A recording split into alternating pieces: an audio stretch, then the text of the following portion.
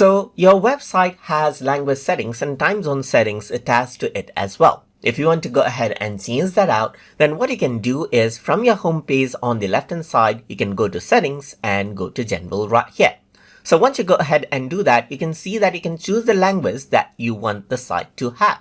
Let's say, for example, this particular language is being selected right now, but I can choose English because English is the primary language I'm using for my website right here.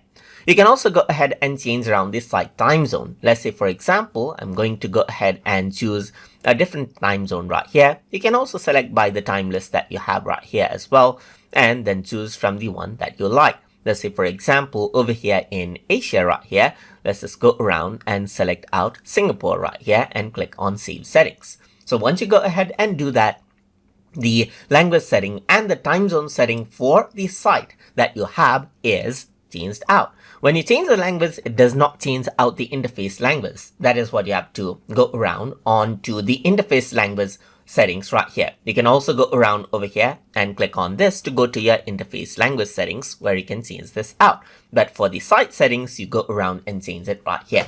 And that is how you can go ahead and change the language setting and the time zone setting of your website from wordpress.com. So I hope you guys learned something as always. And as always, please like, comment, share, and subscribe.